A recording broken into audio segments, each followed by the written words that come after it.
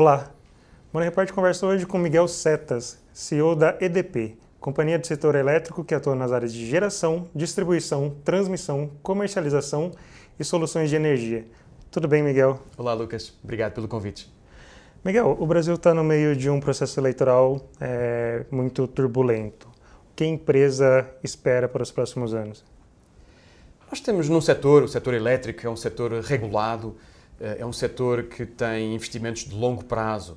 E a perspectiva que a EDP tem no Brasil, estamos no Brasil há 23 anos, é sempre essa perspectiva de olhar para o horizonte lá à frente. Ou seja, nós fazemos os investimentos no Brasil nessa visão deles serem rentabilizados, de serem consumados num horizonte largo de décadas, de 10, 20, 30 anos. E, portanto, olhamos para este momento do país, é obviamente um momento sensível, mas sempre com uma perspectiva positiva. Essa é a nossa visão sobre o Brasil. Na sua avaliação, de que forma o próximo presidente pode atuar na forma de melhorar o ambiente de negócios no Brasil? Nós vimos nos últimos anos, e em particular nos últimos 2 anos, uma estabilização do quadro macroeconómico. Você tem hoje a inflação próxima dos 3, 4%, tem taxas de juro muito abaixo daquilo que eram os limites que nós vimos há 2, 3 anos, muito acima dos 10, hoje temos taxas de juro bem baixas. Você tem um crescimento económico que está já dando alguns sinais de recuperação e, portanto, do nosso ponto de vista, esse quadro macroeconómico é muito favorável. A preservação desse quadro macroeconómico é fundamental para que o país continue a sua trajetória. Obviamente que também sabemos que há todo um quadro de reformas estruturantes, desde a Previdência, enfim, há um conjunto de elementos estruturantes daquilo que é a vida política, a vida económica brasileira, que são críticas para a sustentação de um quadro favorável. E, portanto, a nossa expectativa é que o próximo Presidente da República venha com essa visão reformista e que dê continuidade a esse processo que o Brasil já tem começado a endereçar. Vimos mesmo este ano a questão da reforma trabalhista, que foi já uma evolução muito positiva e, portanto, o país clama por essas reformas e acho que é esse o caminho inevitável. E qual seria o papel do Congresso nesse processo? O Congresso, naturalmente, tem que viabilizar essas reformas, ou seja, obviamente o Presidente não governa sozinho e precisa de um Congresso que esteja empenhado, engajado nesse processo de reformista. E, portanto, inevitavelmente, esse tem que ser o caminho também.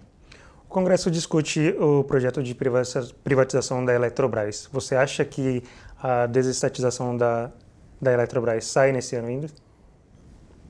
Nós temos acompanhado com muita atenção todo o processo de privatização.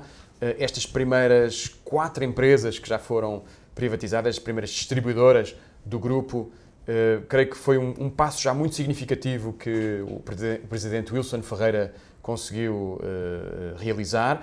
Há 2 ainda muito relevantes, a Lagoas e Amazonas, são ainda 2 distribuidoras que ainda não foram e que têm um peso relevante naquilo que é o enquadramento económico desta área dentro da Eletrobras, em particular a Amazonas, que é a mais significativa, e portanto eu creio que a Eletrobras vai se concentrar neste momento em concluir esse processo de privatização das distribuidodoras.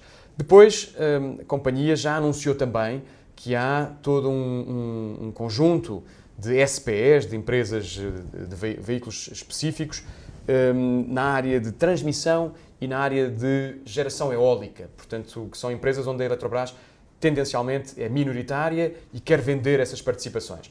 E, portanto, há aqui um calendário que começou com a distribuição, vai agora para a transmissão e para a geração eólica e que no final culminará com uma privatização da holding, portanto, do grupo como um todo, ou com uma desestatização do grupo como um todo. E eu acho que vai depender, naturalmente, do ambiente político que nós vamos verificar nas próximas semanas, nos próximos meses. É um calendário desafiador, não tenho dúvidas sobre isso. O que a privatização da Eletrobras pode representar para o mercado? Eu creio que a privatização da Eletrobras, em primeira mão, vem endereçar uma questão de sustentabilidade económica do maior grupo elétrico brasileiro, o maior conglomerado elétrico brasileiro. Não podemos esquecer que a maioria ainda da transmissão está nas mãos da Eletrobras, grande parte da geração ainda é pública e pertence às empresas do grupo Eletrobras, a distribuição, como vimos, está neste momento sendo privatizada, mas o grupo Eletrobras tem uma importância extrema, uma importância muito grande naquilo que é o equilíbrio económico do próprio setor. E, portanto, esta privatização vem endereçar, vem resolver uma questão de sustentabilidade económica da Eletrobras em primeira mão e, obviamente, também trazer sinais de eficiência para o setor como um todo, porque grande parte até das atividades onde a Eletrobras está engajada tem reflexos múltiplos no setor elétrico. Portanto, eu diria que este é um movimento que vem trazer mais eficiência para o setor elétrico como um todo e nós reputamos este movimento de muito positivo, achamos que vai na direção certa. Miguel, falando um pouco sobre inovação, a EDP inaugurou recentemente pontos de recarga de carros elétricos na Via Dutra, que é a principal via do país, que liga São Paulo ao Rio de Janeiro. Aí surgiu uma questão, quando o carro elétrico vai ser popular nas ruas do Brasil? Pois é, Lucas, o carro elétrico é uma tendência inexorável no mundo inteiro. E nós, com este projeto do maior corredor elétrico da América Latina, basicamente estamos trazendo esse conceito também para o Brasil e chamando, no fundo, a atenção da importância desta nova tecnologia, até no quadro das mudanças climáticas, não é? No quadro da redução de gases de efeito estufa, que causam efeito estufa. Se nós olharmos para os estudos internacionais, vemos que o carro elétrico pode chegar a representar 30% a 35% das vendas em 2035 na América e na China, portanto, países onde, e na Europa em particular também, portanto, países e regiões do mundo onde o carro elétrico já vai ter uma penetração maior nos próximos anos, nas próximas décadas. No Brasil, temos uma estimativa de chegar, hoje temos cerca de 3.500 carros elétricos no país, ainda é uma frota muito limitada, e temos uma estimativa de multiplicar por 100, de chegar aos 350 mil, nos próximos 10, 15 anos. São estimativas da entidade planejadora do setor elétrico. A nossa expectativa é que essa curva vai ser ainda mais acelerada e vai depender naturalmente daquilo que for o quadro regulatório, do quadro de incentivos, o quadro legal que no fundo vai enquadrar este segmento.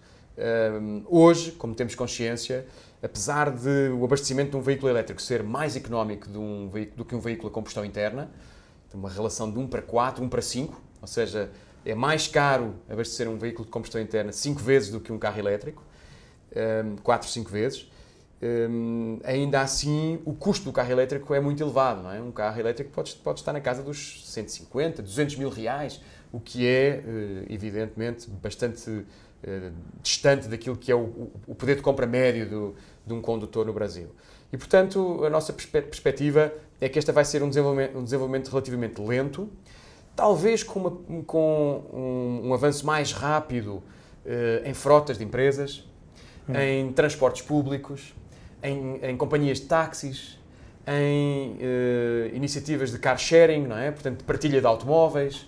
Portanto, há um conjunto de entidades, há um conjunto de clientes que têm já uma apetência muito grande. Nós estamos sendo fortemente demandados por grandes corporações que querem tornar as suas frotas verdes e querem fazer investimentos em energia solar e no carro elétrico. Portanto, querem instalar energia solar nas suas instalações, nas suas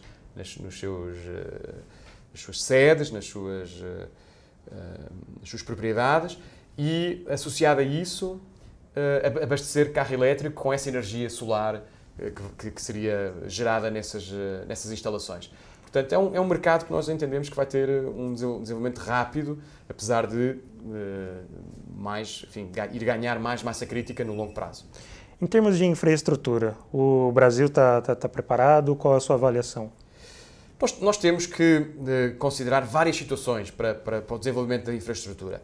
Desde logo, se o mercado prioritário for este agora das frotas, este das empresas privadas ou das empresas públicas, por exemplo, municípios, etc., que querem fazer abastecimento dos carros de frotas, essa infraestrutura é uma infraestrutura essencialmente particular. Você tem que cuidar que existem pontos de carga rápida, pontos de recarregamento do veículo elétrico nas instalações desses clientes. E, portanto, eu diria que o primeiro desafio vai ser dotar esses polos, essas áreas onde vai ser necessário fazer o carregamento elétrico, dessa infraestrutura de carregamento. Depois é preciso que as distribuidoras, as empresas de distribuição, também adequem as próprias redes, não é? Porque vão ter uma demanda maior nesses pontos.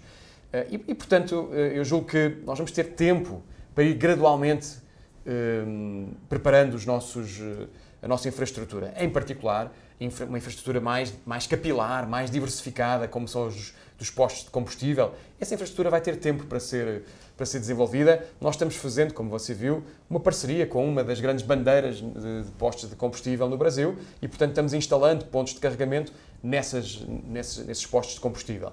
Portanto, há múltiplas soluções, Lucas, e acho que elas vão ter que ser graduais e em função daquilo que forem sendo as demandas do mercado. Portanto, esta infraestrutura não aparece de um dia para o outro, não vai ser criada de forma instantânea. Vai ser um processo gradual e um processo paulatino à medida que o mercado se for desenvolvendo. Você falou sobre energia eólica e também energia solar. Na sua avaliação, o Brasil tem aproveitado esse potencial? Qual a sua visão sobre o cenário? Na dimensão eólica, o Brasil é hoje uma das grandes potências mundiais. Esse foi um mercado que começou nos últimos 10 anos a ganhar tração, mas hoje o Brasil está na lista dos 10 maiores países do mundo com capacidade eólica, em termos de capacidade eólica instalada.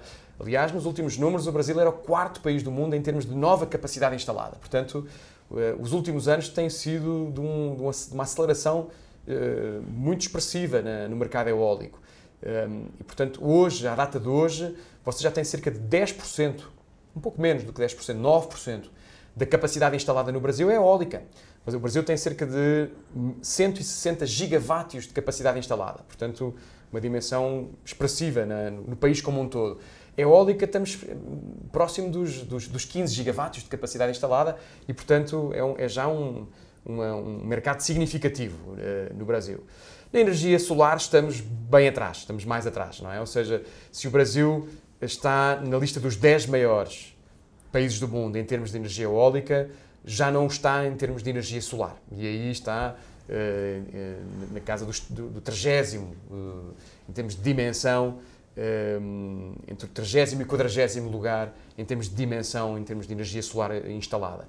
E, portanto, achamos que essa é efetivamente uma nova avenida, uma nova fronteira, onde o Brasil tem condições ímpares.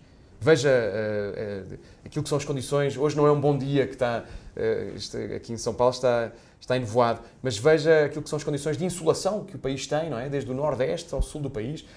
Hoje o Estado com maior capacidade instalada é Minas Gerais, é um Estado que tem condições muito boas de exposição solar e também de incentivos fiscais, mas desde o Rio Grande do Sul ao Pará ou à Bahia, ou qualquer um desses estados hoje tem um potencial solar muito relevante e que julgo que nos próximos anos vai ser endereçado.